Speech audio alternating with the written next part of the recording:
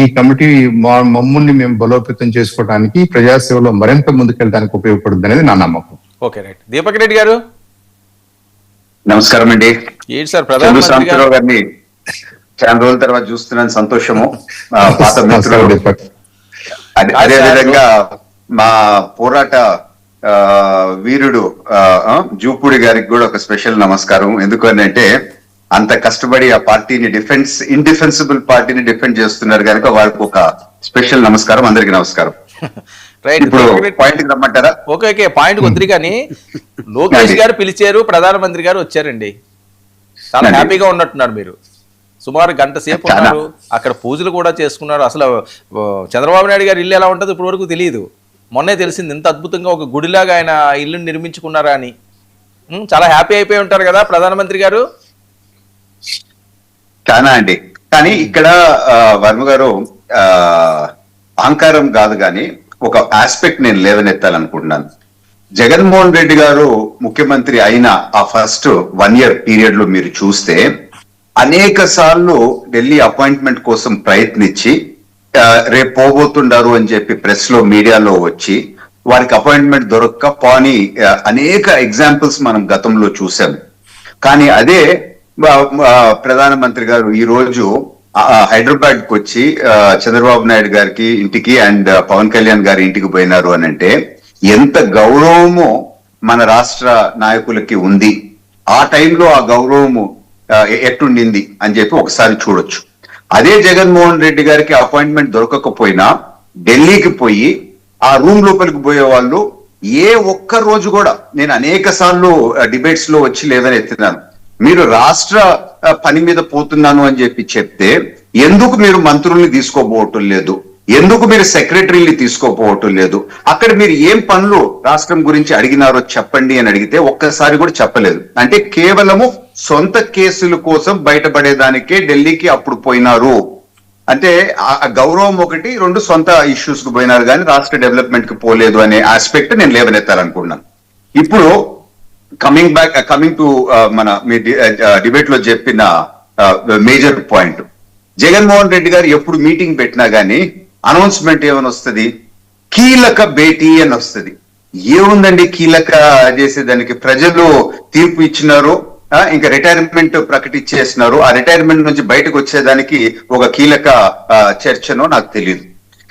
ఇప్పుడు కూడా వాళ్ళు మీటింగ్స్ పెడితే మీరు ఒకసారి చూడండి, ఎందుకు మనం ఫెయిల్ అయినాము అనే విశ్లేషణలోనే ఇంకా ఉండరు కానీ ఇంకా దాని నుంచి బయటికి రాలేదు అని చెప్పి మాత్రం మనకు అర్థమవుతా ఉంది. నేను ఒక క్యాల్కులేషన్ చేశాను. అందరూ 11 మంది ఎమ్మెల్యేలు 11 మంది మిగిలినారు అని అంటున్నారు కదా, అది మీరు ఫ్రాక్షనల్ ఆస్పెక్ట్ లోకి క్యాల్కులేట్ చేస్తే కేవలము 100కి 6% ఈ రోజు వాళ్ళ రిప్రజెంటేషన్. అంటే ఏ స్థాయికి ఆ పార్టీ పరిస్థితి ఈ రోజు పడిపోయింది, ప్రజల్ని వాళ్ళు విస్మరించిన దానికి అని చెప్పి మనకు తెలుస్తా ఉంది.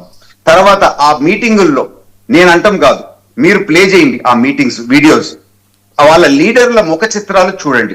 అందరూ ఒక కన్ఫ్యూజన్ లో, ఒక దిగుల్లో, ఒక లోపల నుంచి ఒక తెలియని ఆందోళనలో వాళ్ళ ఫ్యూచర్ గురించి, వాళ్ళ ఫేస్ పైన ఎటువంటి ముఖ చిత్రం ఉంటుందో ఒకసారి దయచేసి గమనించాలా అని చెప్పి నేను కోరుతున్నాను. రివ్యూ అని అంటారు, ఏంది రివ్యూ చేస్తారు చెప్పండి? ఎంతసేపు పాత డ్యామేజ్ ని ఎట్లా మనం కంట్రోల్ చేసుకోవాలా అనే తప్ప ఇంకా అక్కడ పెద్ద మీటింగ్స్ ఏం జరగట్లేదు.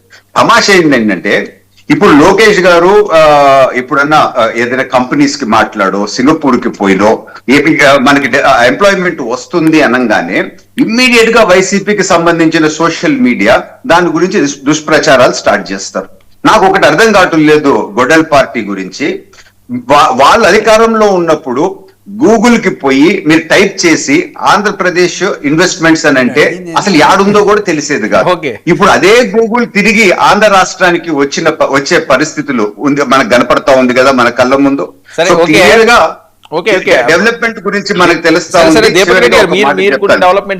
చివరిగా ఒక మాట, తెలుగుదేశం పార్టీ కూటమి ప్రభుత్వము విజనరీ ప్రభుత్వము, అదే జగన్మోహన్ రెడ్డి గారి పాలన ప్రిజనరీ పాలన అని చెప్పి లోకేష్ గారు చెప్పారు. మీ మహానాడికి ధీటుగా వైసీపీ ప్లేనరీ ఉండబోతున్నదా? డేట్లు కూడా ఫిక్స్ చేశారు, మీకు శంకారావం ఊతారట అప్పటి నుంచి. బెస్ట్ విషెస్ అండి. ఎందుకంటే అట్లాంటివి చేయకపోతే ఆ నిరాశ నిస్పృహతో వాళ్ళ లీడర్లు చిన్నగా వేరే ఆల్టర్నేటివ్ వెతుక్కోకుండా అది వాళ్ళు చేయాలి. లేకపోతే ఒక భరోసా, ఒక ధైర్యము వాళ్ళ లీడర్షిప్ కి రాదు. అందుకని let them do what they have to do అని చెప్పి మాత్రం నేను తెలుపుకుంటున్నాను.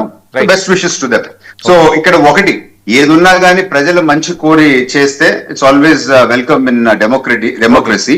కానీ ఇప్పుడు పాదయాత్ర స్టార్ట్ చేయాలా అని చెప్పి మాకు ఏదో ఫ్యూచర్ ఉంది, మేము ప్రజల్లో ఉంటానని చెప్పి జగన్మోహన్ రెడ్డి గారు చెప్తున్నారు. కానీ వారు ప్రిపేర్ కావాల్సింది ఏంది అని అంటే, ప్రజలు ఫస్ట్ ప్రశ్న వేస్తారు, గతంలో నేను ఉండాను, నేను విన్నాను అని మీరు అన్నారు కదా, మిమ్మల్ని మేము ముఖ్యమంత్రి చేసిన తర్వాత మీరు ఏమి విన్నారు, ఏ సమస్యకి మీరు అయిపోయింది కదా ఎపిసోడ్. మళ్ళీ మీరు వచ్చారు పాలనలోకి, వచ్చే ఎలక్షన్ కూడా ఇదే అడుగుతారా, మీరు ఏం విన్నారు, ఏం చూశారు అని? అంతే కదండి, ప్రజలు అడుగుతారు కదా. ఎందుకు అనంటే ఒక్క ఛాన్స్ ఇవ్వండి, నేను అనాథిని అయిపోయినాను, తండ్రి చనిపోయినారు, చిన్నాయన చనిపోయినారు, మాకు ఒక్క ఛాన్స్ ఇవ్వండి, నేను సేవ చేస్తాను అని చెప్పి ప్రజల్ని నమ్మించి అధికారంలోకి వచ్చి ఒక్కరికన్నా వాళ్ళు పని చేసి పెట్టినారా, వాళ్ళకి అపాయింట్మెంట్ ఇచ్చినారా, ఒక్కరికన్నా ముద్దు పెట్టినారా? మీరే చూడండి. సో ప్రజలు నమ్మరండి, ప్రజలు నమ్మరు. కాదు సార్, ఇప్పుడు మనం 11 పార్టీ వాళ్ళు మాట్లాడేది దీపక్ రెడ్డి గారి విషయం. మనం 11 మంది అంటాం, అది కూడా చాలా మిస్లీడింగ్ అండి. వాళ్ళు 11 డివైడెడ్ బై 175 అంటే 100కి 6. ఓకే, ఆ స్థాయికి పడిపోయింది దీపక్ రెడ్డి మీరు ఇలాగంటున్నారు. వాళ్ళు నిజంగా వాళ్ళు తండ్రి గారి పేరు చెప్పుకున్నావు, నేను అనాథన అయిపోయాను, నాకు ఒక ఛాన్స్ ఇవ్వండి అంటే 2014లోనే ఇద్దరు కదా, 2019 వరకు ఎందుకు చూసారు అంటున్నారు కదా వాళ్ళు. అప్పుడు అడగలేదండి, అమరావతి ఇక్కడే ఉంటదని చెప్పి 575 చైనా హామీలు అవన్నీ అప్పుడు ఇవ్వలేదు. సో ఫస్ట్ టైం ఫెయిల్ అయిన తర్వాత వాళ్ళు రియలైజ్ అయినారు, మనము ఈ విధంగా అసత్యాల్లో అబద్ధాలు చెప్పకపోతే ప్రజలు మన వాళ్ళు నమ్మరు అని చెప్పి తర్వాత 19కి వచ్చే తల్లికి రకరకాల హామీలు ఇచ్చినారు. మేము ఒక బుక్ కూడా పబ్లిష్ చేసినాం క్లియర్ గా, ఒక్కొక్క దగ్గర డేట్ కార్డ్ నుంచి ఎక్కడ జగన్మోహన్ రెడ్డి గారు చాలా నిజాయితీగా ఉన్నారనా? ఏంటండి 2019 వరకు చాలా నిజాయితీగా వాళ్ళు ఉన్నారనా? కాదు, ఆ ముందు ఎలక్షన్ లో వాళ్ళు అనుకునింది మనం ఎందుకు గెలవలేకపోయినాము అని అంటే 2014లో మనము అన్ని ఎక్కువ అబద్ధాలు చెప్పలేదు కదా అని చెప్పి మళ్ళీ 2019కి వచ్చేతలకి అనేక అసత్యాలు చెప్పినారు. అదే నేను చెప్తున్నాను కదా, మేము పబ్లిష్ చేసినాము 575 హామీలు ఇచ్చి దాంతో 93% చెయ్యలేదు. లొకేషన్ తో సహా మేము ఆ డీటెయిల్స్ ఇచ్చినాము, కూడా పబ్లిష్ చేస్తున్నామండి. ఓకే, జూపుడు గారు మీ టర్న్ వచ్చింది, అందరూ మాట్లాడేశారు. ఢిల్లీ వెళ్ళిన మీ నాయకుడికి అపాయింట్మెంట్ ఇవ్వలేదట. ఈయన డైరెక్ట్ గా ఇంటికి ఒక సామాన్యుడి కింద దేశ ప్రధాని వచ్చారు. ఇది కదా మనుషులకు ఇచ్చే విలువ, నాయకులకి ఇచ్చే విలువ, పాలకులకు ఇచ్చే విలువ అని. వర్మ గారు, మీకు 99 ప్రేక్షకులకి, సీనియర్ నాయకులు గఫూర్ అన్నకి, సాంబశివరావు గారికి, అనర్గళంగా మాట్లాడినటువంటి దీపక్ రెడ్డి గారికి, ఏంటి ఇంజనీరింగే కదా దీపక్ రెడ్డి గారు, ఇంజనీరింగేనా? మీరు ఏమన్నానండి, మీరైతే నాకు ఫేవరెట్ వైసీపీలో, అది మాత్రం నేను చెప్తానండి. ఎందుకంటే ఆయన వేసిన ప్రశ్న ఒకటి, చెప్పిన సమాధానం ఒకటి. ప్రధానమంత్రి గారు చంద్రబాబు నాయుడు దగ్గరికి ఎందుకు వెళ్ళారంటే అది చెప్పడం మానేసి జగన్మోహన్ రెడ్డి గారిని తిట్టడం స్టార్ట్ చేశారు.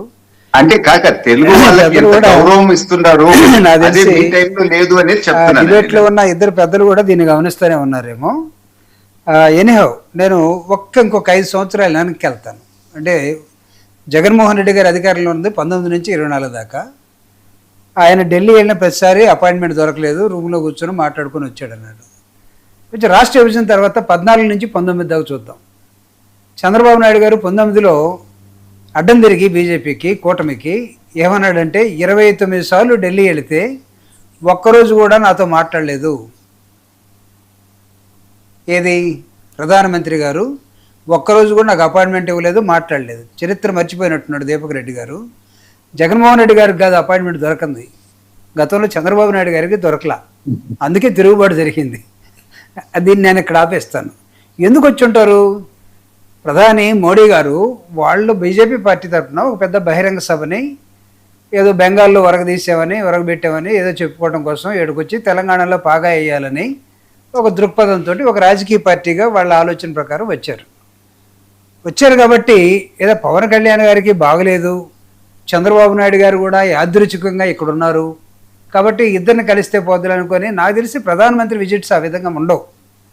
ఇట్స్ అపెక్స్ లీడర్ కాబట్టి these 2 visits are totally organised visits. వాళ్ళకి చెప్పి ఇంటెలిజెన్స్కి చెప్పి ప్రోటోకాల్ ప్రకారం ఖచ్చితంగా వస్తారు.